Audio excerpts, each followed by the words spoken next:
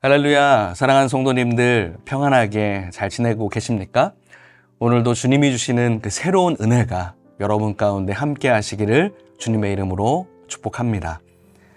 하나님께서는 에스겔에게 환상을 보여주셔서 그에게 소명을 주십니다. 또 이스라엘 백성의 우상 숭배와 심판에 대해서도 그를 통해 말씀해 주십니다.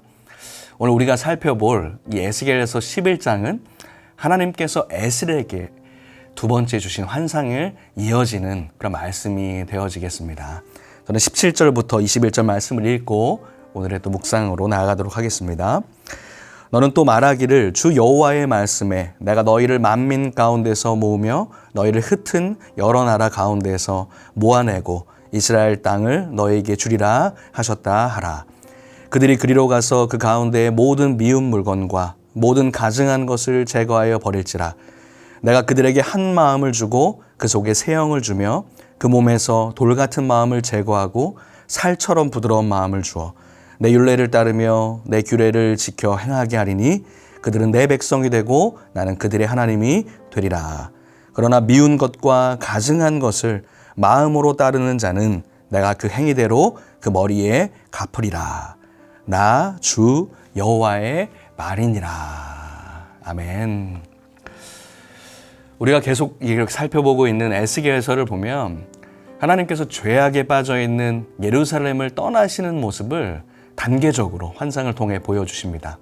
하나님께서 지성소에 있는 보좌를 떠나셔서 또 성전 문지방을 지나서 성전 안뜰의 동문을 거쳐 감람산으로 옮겨가시는 그 환상을 보여주십니다. 이렇게 떠나버린 하나님의 그 임재와 영광은 에스겔이 나중에 보게 될 영광스러운 성전이 재건될 때까지 예루살렘을 떠나 있게 됩니다. 오늘 말씀을 보면 예루살렘 멸망 후에도 포로로 끌려가지 않고 그 땅에 남아있는 자들에 대해서 말씀하십니다. 그들은 자신들이 포로로 끌려가지 않고 남아있었다는 것에 어떻게 보면 도취되었는지 자만심에 사로잡혔던 것 같습니다. 그들은 여전히 정신을 차리지 못하고 하나님을 따르기보다는 우상을 숭배하는 모습이 여전히 있었습니다. 오늘 본문 1절부터 보면 하나님은 에스겔에게 주의 영을 보내주셔서 성전 동문에서 거짓 평안을 유포하고 있는 25명의 고관들의 모습을 보여주십니다. 하나님은 그들을 향해서 그들이 불의한 마음으로 악한 꾀를 내고 있다라고 말씀하시죠. 10장에 하나님의 임재가 지성소를 떠나서 동문을 거쳐서 감람산으로 옮겼다고 말씀하셨는데 이렇게 하나님이 떠나는 그 상황 가운데 바로 그 동문에서 그들은 패역한 모습으로 행하고 있는 것입니다. 여기에 모여있는 25인의 고관들이라 함은 예루살렘 멸망 후에도 그때 대부분의 왕과 고위직들이 포로로 끌려간 상황 가운데 남아 있었던 사람이었던 것 같습니다.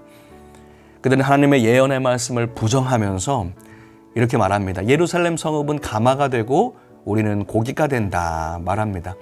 이 말은 예루살렘 성이 우리를 가마솥처럼 보호하고 있고 우리는 여전히 안전하다라는 의미를 담아서 이야기하는 것입니다. 이렇게 말하는 자들을 향해서 하나님은 에스겔을 통해서 반박하시고 그들의 심판을 명하십니다. 에스겔서 11장 12절 말씀에 보면 이렇게 말씀합니다. 너희는 내가 여호와인 줄을 알리라. 너희가 내 율례를 행하지 아니하며 규례를 지키지 아니하고 너희 사방에 있는 이방인의 규례대로 행하였느니라 하셨다 하라. 이렇게 명하십니다. 이 예언의 말씀을 들을 때에 그들의 지도자 중에 한 사람이었던 이 브나야의 아들 블레다가 바로 그 자리에서 즉시 죽게 됩니다. 멸망의 현장 가운데서도 여전히 하나님을 따르지 않고 오늘 방금 읽은 말씀처럼 이방인의 규례대로 불순종하며 살아갔던 예루살렘들의 고관들과 백성들을 향해서 하나님은 그들의 멸망을 선포하십니다. 그리고 이제 심판을 받아서 이방인들에게 포로가 되어서 각국으로 흩어져 있는 백성들을 향해 하나님께서는 그들과 내가 함께하겠다 말씀하십니다. 하나님의 임재는 이제 예루살렘을 떠나 각 지역에 흩어져 있는 백성들을 찾아가셔서 친히 성소가 되어주겠다. 이렇게 말씀하십니다. 그리고 그들이 바로 다시금 예루살렘을 약속의 유업으로 받을 것이고 회복할 자들이라 선포하십니다. 여러분, 여기까지 말씀을 한번 정리해 볼까요?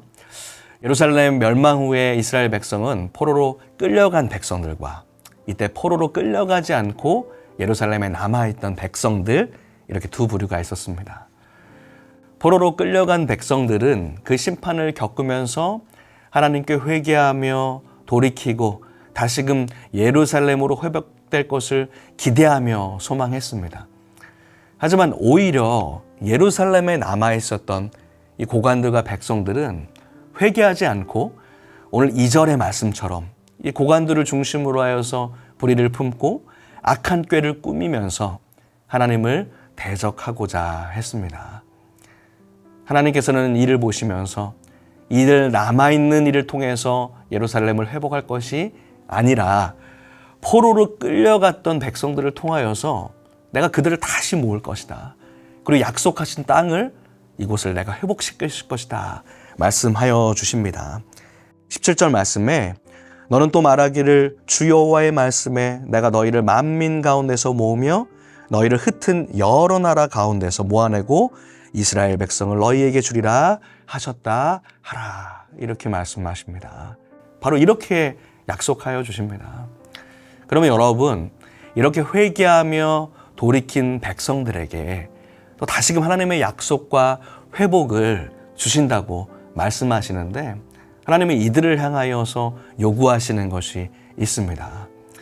바로 이 요구하시는 것은 우리에게도 동일하게 적용될 것입니다.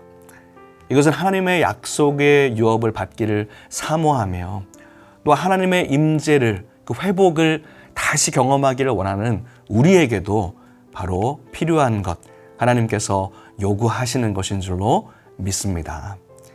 그러면 우리는 하나님과의 약속의 관계가 회복되려면 어떻게 해야 될까? 오늘 말씀을 통하여서 두 가지로 살펴보도록 하겠습니다. 먼저 첫 번째는 온전한 예배의 회복이 되겠습니다.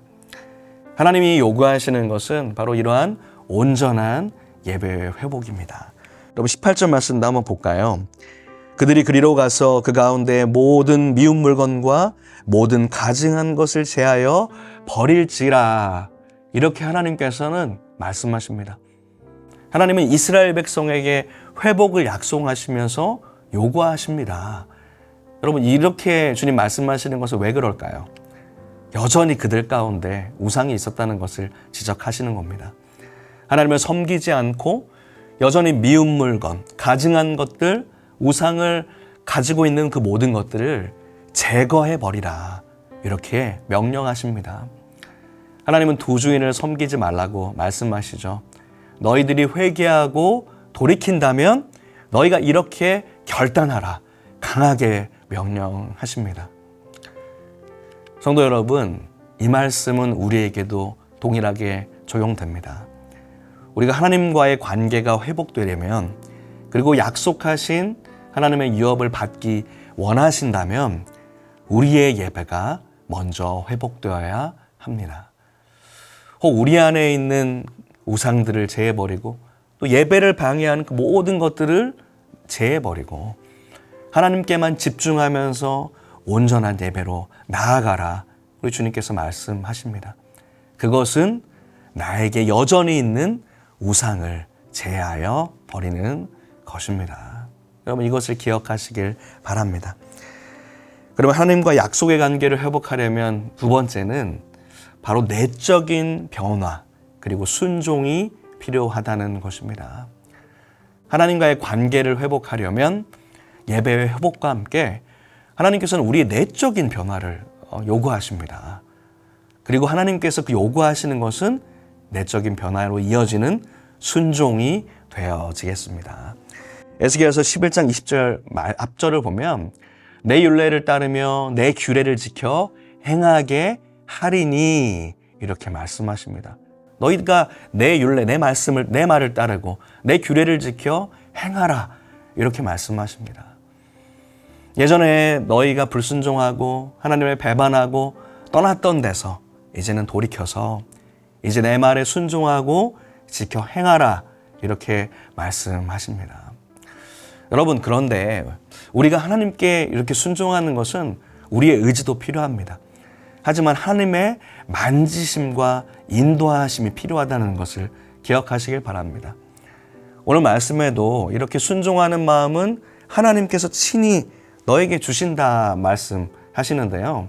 19절 말씀해 보니까 내가 그들에게 한 마음을 주고 그 속에 새 영을 주며 그 몸에서 돌 같은 마음을 제거하고 살처럼 부드러운 마음을 주어, 이렇게 말씀하십니다. 하나님께 이렇게 나아가고자 하는 자들에게, 우상을 제하여 버리고 우리의 마음을 다하여 예배로 나아가는 자들에게 순종의 마음을 우리 주님께서 허락하여 주신다는 말씀입니다. 우리에게 한 마음을 주시고 하나님을 바라고 흔들리지 않는 그런 마음이겠죠. 내 속에 새 영을 주시고 하나님께 성령을 부어주셔서 우리를 새롭게 하십니다. 또 돌 같은 마음을 제거하여 주십니다. 우리의 완악함과 미련함과 우둔한 돌 같은 마음을 우리 주님께서 친히 변화시켜 주십니다. 그리고 살처럼 부드러운 마음을 주신다 약속하십니다. 하나님께서 우리의 마음을 만져주셔서 그렇게 부드럽게 만들어 주신다는 것이죠. 이렇게 주님의 만지심과 회복이 임하니 비로소 순종하는 자로 만들어지게 되는 것입니다. 사랑하는 성도 여러분, 하나님은 회복을 약속하신 이스라엘 백성들을 향해서, 그리고 주님과의 관계를 회복하며 더욱 깊게 갖길 원하고 약속의 유업으로 받기 원하는 우리에게 말씀하여 주십니다. 첫 번째, 너가 가진 우상을 제해버리고 예배를 회복하라. 두 번째, 그렇게 나아가고자 하는 너희에게 내가 새 마음을 줄 터이니 마음을 변화하고 내 말에 순종하라. 이렇게 말씀하십니다. 여러분, 오늘 본문을 묵상하면서 이 두 가지를 기억하시기를 바랍니다. 그리고 그것을 순종하며 나아가시기를 바랍니다. 이렇게 나아가는 자들에게 주님은 뭐라고 말씀하십니까? 20절 후반절에 보면 그렇게 말씀하시죠. 그들은 내 백성이 되고 나는 그들의 하나님이 되리라 말씀하십니다. 너는 나의 택한 백성이다. 그리고 나는 너의 하나님이다. 이렇게 약속하면서 말씀하십니다. 우리가 하나님의 백성이라는 사실, 하나님의 자녀라는 사실, 그리고 또 하나님이 나의 하나님, 나의 아버지라는 사실, 자, 얼마나 여러분 감격스러운 일이 되어지겠습니까? 사랑하는 성도 여러분, 여러분 가운데 하나님과의 관계가 혹 멀어진 마음이 있으십니까? 혹은 하나님께서 약속하신 그 유업을 받기 원하시는 분들이 계십니까?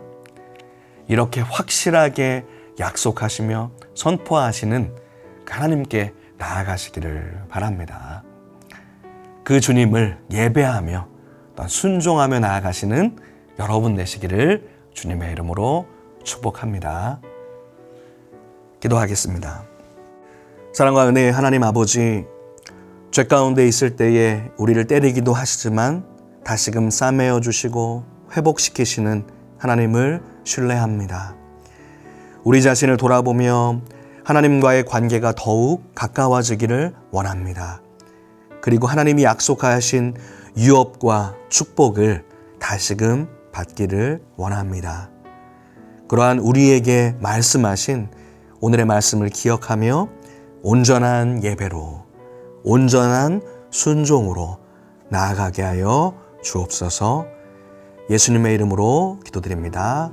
아멘.